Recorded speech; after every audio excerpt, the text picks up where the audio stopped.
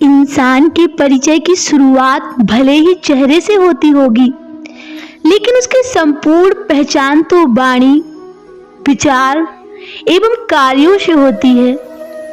कोई भी रिश्ता अपनी मर्जी से नहीं जुड़ता, क्योंकि आपको कब, कहां, किससे मिलना है, ये सिर्फ ऊपर वाला ही तय करता है।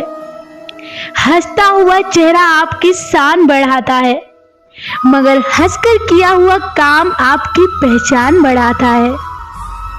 अभिमान तब आता है जब हमें लगता है कि हमने कुछ काम किया है, और सम्मान तब मिलता है जब दुनिया को लगता है कि आपने कुछ महत्वपूर्ण काम किया है। आज एक वादा खुद से भी करना, माँ बाप को जो अच्छा न लगे ऐसा कोई भी काम मत करना। अपने जीवन की तुलना किसी के साथ नहीं करनी चाहिए। सूरज और चंद्रमा के बीच कोई तुलना नहीं, जब जिसका वक्त आता है तब वही चमकता है। जीवन से बड़ा कोई विद्यालय नहीं, कठिनाइयों से बढ़कर कोई परीक्षा नहीं, और समय से बड़ा कोई शिक्षक नहीं।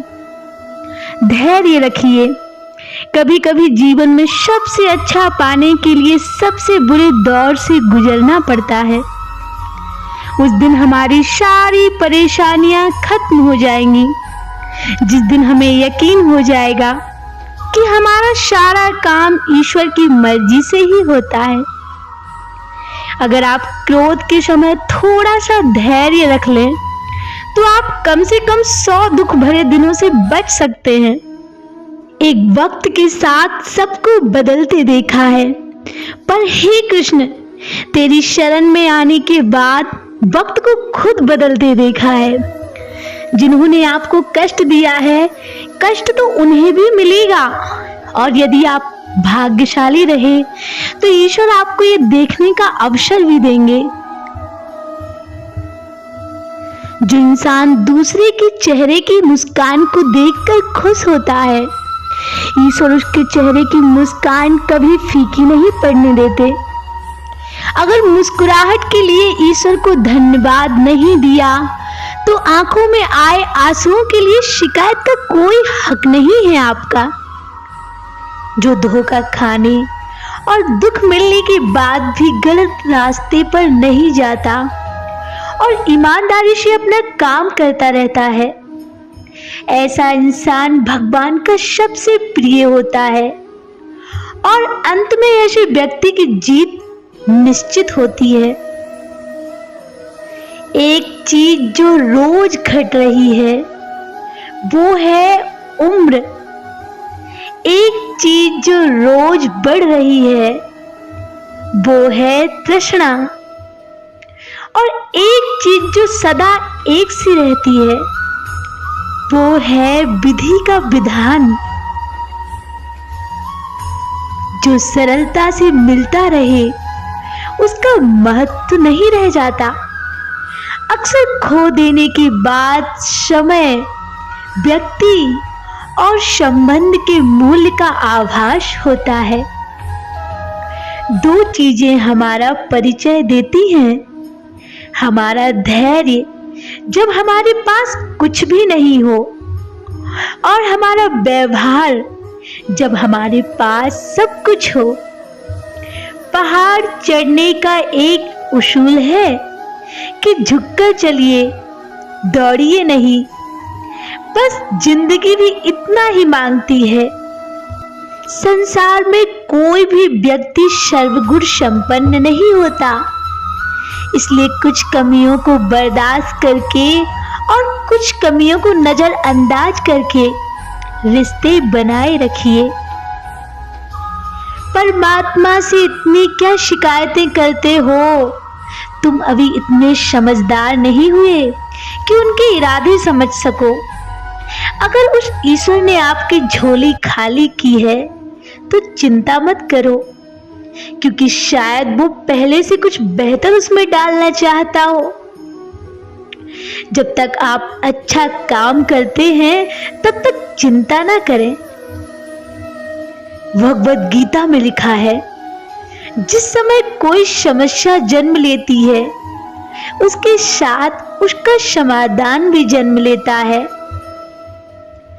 आधा सुनना, चौथाई समझना, शून्य सोचना, परंतु प्रतिक्रिया दोगुनी देना, ये चारों अत्यंत हानिकारक होते हैं।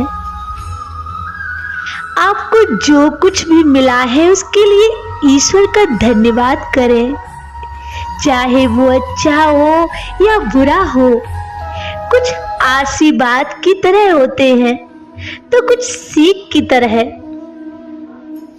प्रकृति के साथ श्रद्धाओं और शांति से रहना सीखना होगा। ये केवल एक सपना नहीं है, बल्कि एक आवश्यकता है। एक बेहतरीन जिंदगी जीने के लिए ये स्वीकार करना बहुत जरूरी है कि सब कुछ आपको नहीं मिल सकता। विमान जमीन पर हमेशा सुरक्षित रहता है, लेकिन ये इसके लिए नहीं बनाया जाता। महान ऊंचाई प्राप्त करने के लिए जीवन में सार्थक जोखिम उठाने पड़ते हैं। उसे किसी और की क्या आवश्यकता, जिसके सारे रिश्ते आपसे ही हों। शत्रु के गुण को भी ग्रहण करना चाहिए। भगवत गीता में कृष्ण ने माला जपने को नहीं, मन को काबू करने को कहा है, क्योंकि माला जपने से कुछ नहीं होगा। और अगर आपका मन ही आपके नियंत्रण में नहीं है तो फिर आप कुछ भी कर लीजिए। वक्त मिले तो किसी का सारथी बनना, स्वार्थी तो यहाँ सब हैं। मृत्यु से नहीं, मृत्यु के डर से डरो। ये डर ही तुम्हें सही कर्म करने से रोकता है।